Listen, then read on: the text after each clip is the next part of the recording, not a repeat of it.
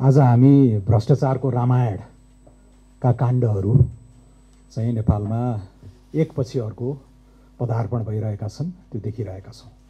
नक्कली शरणार्थी काण्ड, सुन काण्ड, स्टक मार्केट काण्ड हुँदै आज हामी एनसेल काण्डमा आइपुगेका छौँ। भर्खरै सभापतिज्यूलाई एउटा पत्र मान्य विराजभक्त श्रेष्ठ र मैले बुझाएका छौँ। यो एनसेलको बिक्रीले उजागर गरेका आर्थिक कुशासन र लगानी विकर्षणबारे एउटा बृहत नीतिगत समीक्षा नै अब आवश्यक भएको देखिन्छ र यहाँलाई मैले विनम्र अनुरोध गरेको छु, आक्जिएटा कम्पनीको सिइओलाई नै यो अर्थ समितिले पत्र काटोस्, त्यसको लागि के कस्तो सहयोग पुर्याउनुपर्छ हामी तयार छौँ। यो किन महत्त्वपूर्ण रह्यो भने ती सिइओ विवेक सुद नामका आक्जिएटाका ग्रुप चिफ एक्जिक्युटिभ अफिसरले नोभेम्बर 29, 2023 एउटा विज्ञप्ति जारी गर्नुभएको छ र नेपालको अर्थ राजनीतिक माहौललाई इङ्गित गर्दै त्यहाँ भइरहेका ग्रोइङ च्यालेन्जेस, इन्क्रिजिङ च्यालेन्जेस, बढ्दो चुनौतीको हवाला दिँदै एनसेललाई बिक्रीमा राख्नुपर्ने बाध्यता बारे उहाँले त्यो पत्रमा, त्यो दुनियाँलाई घोषणा गरिएको पत्रमा त्यो उल्लेख छ र एक्जिएटाका शेयरधनीहरूको दूरगामी हितमा चाहिँ यो कदम अत्यावश्यक भएको भन्ने बेहोरा त्यहाँ उल्लेखित छ। त्यसले नेपाल राष्ट्रकै चाहिँ यो छविमा क्षति पुर्याउने सम्भावना रहन्छ, यसलाई हामीले टुङ्गोमा पुर्याउन भएन भने। त्यसकारण पनि उहाँलाई यही समितिमा आमन्त्रण गरिनुपर्ने चाहिँ दलिल हामीले पेश गरेका हौँ। अनि अर्कोतिर चाहिँ अब देशलाई प्रगतिको बाटोमा लाने हैन, आय र रोजगारीको चाहिँ विस्तार गर्नका लागि पनि प्रत्यक्ष विदेशी लगानी भित्राउनु पर्ने, स्वदेशी लगानीकै माहौल बनाउनु पर्ने भन्ने कुरामा हाम्रा यावत दस्तावेजहरूले बोल्ने गरेकै छन्। निर्यात प्रवर्धन र प्रविधि हस्तान्तरणको लागि पनि राम्ररी ढङ्ग पुर्याएर भित्राउने हो भने एफडिआईको असाध्यै ठुलो महत्त्व रहेको त्यो एसियाली आर्थिक इतिहासमा ठुलो त्यसको भूमिका छँदैछ र अर्थ मन्त्रालयको अगुवाईमा यही वैशाख 2081 अन्तर्राष्ट्रिय लगानी सम्मेलन गर्ने भनेर यहीँ अर्थमन्त्रीज्यूले पनि बोलेर जानुभएको थियो यसभन्दा अघिल्लोको चाहिँ बैठकमा। त्यसैले पनि अब त्यसको विश्वसनीयता, त्यसको औचित्यमाथि नै यसले प्रश्न गरेको छ। लगानीकर्ता आऊ भनेर यत्रो तामझामका साथ कार्यक्रम गर्ने, भर्खर लन्डन पुगेर आउनु भएको छ। अनि नेपालमा भित्रिएको सबभन्दा ठुलो प्रत्यक्ष विदेशी लगानीकर्ताहरू मध्येको एक चाहिँ यसरी नेपाललाई धारे हात लगाएर गाली गरेर बाहिरिनुले एकदमै गम्भीर प्रश्नहरू उठाएका छन् र ती प्रश्नहरू तीनटा खण्डमा हामीले विभाजित गरेर हेर्नुपर्छ जस्तो लाग्छ। पहिलो, आर्थिक कुशासन र यसको रेपुटेसनल कस्ट, यो निर्णयबाट सिर्जित रेपुटेसनल कस्ट। वर्षको अब 40 अर्बदेखि 60 अर्बसम्मको कारोबार गरेको भनेर चाहिँ डकुमेन्टेड भएको यो एनसेल कम्पनीले नेपालका प्रमुख राजनीतिक नेताहरू, कर्मचारीहरू, नीति निर्माताहरू र मिडियालाई समेत वर्षौंदेखि अनुचित लाभ र प्रलोभन दिँदै प्रभावमा पार्ने गरेको आरोपले यो हाम्रो लोकतान्त्रिक विधि र यो सुशासनको खिल्ली उडाउँदै आएको कुरा जगजाहेर नै छ। आक्जिएटाको एनसेलमा नेपाली मूलका साझेदार भनिएका पात्रले महिनामा यहाँका नेताहरूलाई सिङ्गापुर पुर्याउने, घुमाउने र त्यो कहाँ कसरी घुमाइयो, के गराइयो भन्ने यही फेसबुकमा छारष्ट छन् हैन। नेताका पत्नी, नेताका पुत्रदेखि लिएर आफन्तहरूलाई चाहिँ यो कुशासनको एउटा आयाम के यो गोप्य भावे म अलि सनसनीपूर्ण किसिमले भन्नुहुन्थ्यो, यो गोप्य पनि छैन। सार्वजनिक चाहिँ सामाजिक सञ्जालहरूमा यो सबै चाहिँ उपलब्ध छन्। त्यसले यसरी यी गतिविधिहरू, यी संदिग्ध गतिविधिहरू गर्ने गराउने भनेर आरोपित पात्रको परिवारको स्वामित्वमा अब 100% यति बहुमूल्य कम्पनी जाँदैछ र उनीसँग गरिएको भनिएको यो शेयर पर्चेज एग्रिमेन्टको एउटा फिक्स्ड कन्सिडरेसन, अर्को कन्डिसनल कन्सिडरेसनका चाहिँ प्रावधानहरू हेर्नुभयो भने यति अपत्यारिला शर्तहरू त्यहाँ छन्, तिनीहरूले चाहिँ यो सम्झौताको नियतमाथि नै ठुलो प्रश्न उठाएको छ र त्यसको अविलम्ब स्पष्टीकरण लिन पनि यी पात्रहरूलाई यहाँ ठड्याइनु पर्दछ। मेरो नम्बर 1।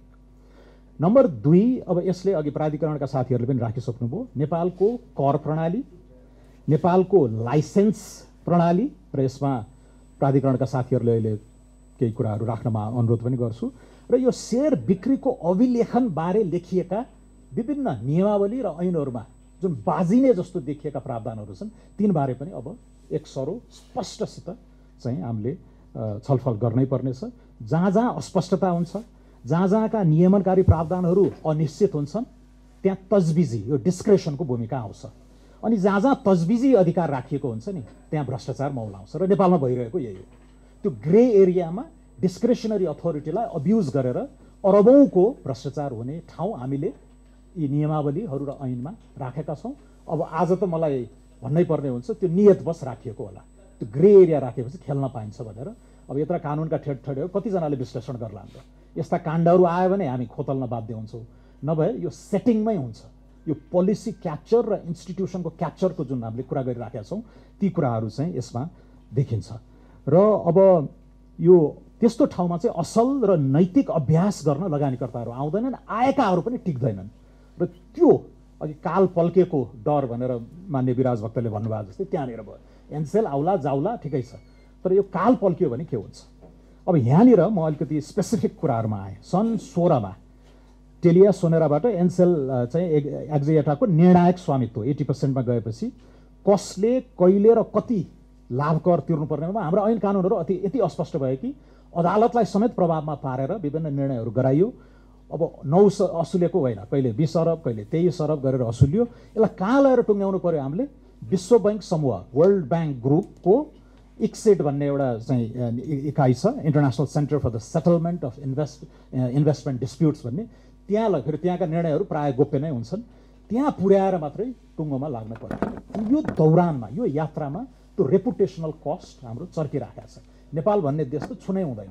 त्यहाँ जाने हो भने मिलेमतोमा नेताहरूलाई मिलाएर उनीहरूलाई अंशियार बनाएर मात्रै लगानी गर्नुपर्छ भन्ने खालको सन्देश हामीले पठाइराखेका छौँ। त्यसैले यो आर्थिक कुशासनको पराकाष्ठामै पुगिसक्यौँ हामी। अब यहाँनिर अब दुईटा प्रावधानहरू अलिकति बाजिएको जस्तो देखियो।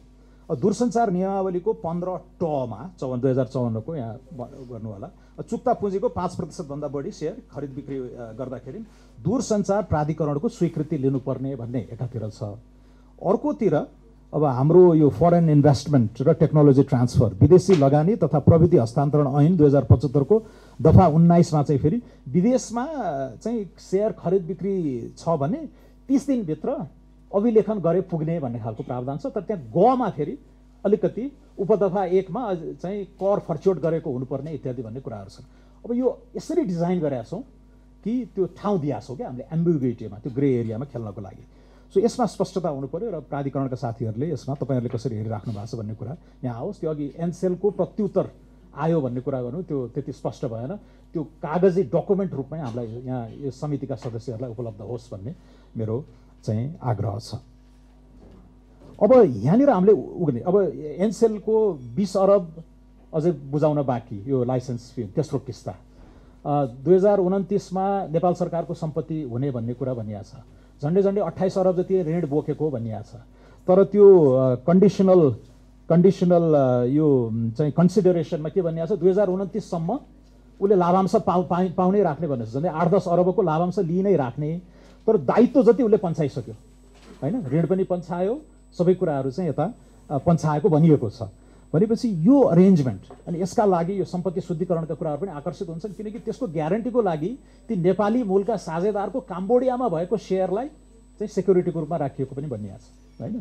त्यसैले यो 6-6.5 अर्बको मात्र डिल होइन, यहाँ हिसाब गर्दै गयो भने 50-60 अर्बको चाहिँ खेल भइरहेको जस्तो पनि बुझिन्छ। तर यो सबै हाम्रै ऐन कानुनमा टेकेर भइराखेको छ। त्यसैले यो पोलिसी र इन्स्टिट्युसनल क्याप्चरको विषय महत्त्वपूर्ण भयो। अन्तमा अब मलाई डर कहाँ लागेको छ भने, काल कहाँ पल्किन लाग्यो भने एनसेल विवादास्पद हुने होइन, जबकि यो अनुकरणीय एउटा विदेशी लगानीको उदाहरण हुनुपर्ने हो नि यो है। नेपालले यत्रो आकर्षित गऱ्यौँ, यत्रा रोजगारी यत्रा आए होइन, अनेक चाहिँ नयाँ नयाँ इन्डस्ट्रीहरूलाई यसले ग्रो गरायो, डिजिटलाइजेसनमा यत्रो छलाङ मार्नु छ भनेर भन्नुपर्नेमा भाष्यकता गयो, भ्रष्ट बिचौलियालाई पोस्ने, कमायो, लुट्यो, दोहन गर्यो, हिँड्यो भन्ने खालको भाष्य बन्नु भनेको नेपालकै लागि असाध्यै घातक हुने भयो। अब यसले अन्य आउन खोजेका प्रत्यक्ष विदेशी लगानीलाई पनि निरुत्साहित पार्ने भयो। अर्को डिजिटलाइजेसनमै टेकेर नेपालको विकास गर्छौँ भनेर हामीले अहिलेको युवाहरूलाई पनि छुने गरेर जुन रणनीति बनाउँदैछौँ होइन, योभन्दा अगाडि पनि मैले भने 70 वर्ष लगाएर निर्यातमा लाग्दाखेरि 1 अरब डलर पनि नागेको छैन। 70 वर्षको राज्यको मेहनत। आइआइडिएस भन्ने संस्थाले हालै गरेको शोधमा $500 बिलियन, त्यसको आधा त गत 3-4 वर्षमा डिजिटलाइजेसनबाट निर्यात भइरहेको छ। बाटो देखायो नि त। अब त्यो गर्नको लागि के चाहियो हामीलाई? एनसेल, एनटिसी जस्ता निकायहरू चुस्त, प्रभावकारी, सर्वव्यापी पहुँचमा काम गर्न सक्ने होइन, हुनुपर्ने। अब एनटिसी पनि 20 अर्बको लाइसेन्स तिर्नै बाँकी छ भनिएको छ, नवीकरण गर्दा अर्को 20 अर्ब तिर भनिएको छ भन्ने मैले सुने। 40 अर्बको बोझ बोक्दैछ।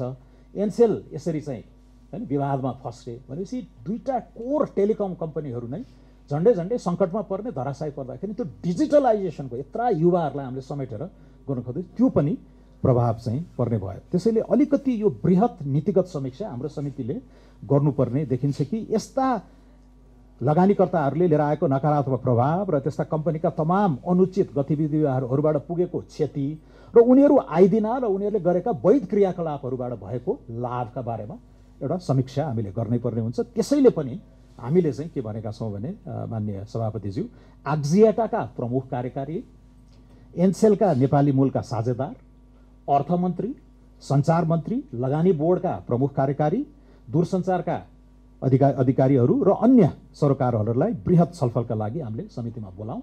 किनकि यो अब यो कर कति छल्यो, कहाँ छल्यो, कहिले छल्यो, कसले छल्यो, दायित्व कसको थियो भन्दा पनि धेरै माथि अगाडि गइसक्यो। जुन आर्थिक कुशासन, डिजिटलाइजेसनको भविष्य र एफडिआईलाई आकर्षण गर्ने जुन हाम्रो लामो दशकौँदेखिको चाहिँ मकसद हो राष्ट्रिय विकासका लागि, त्यो पनि अब जोखिममा परेकोले मैले यो कुरा ध्यान आकर्षण गरेँ। हस्, धन्यवाद। धन्यवाद।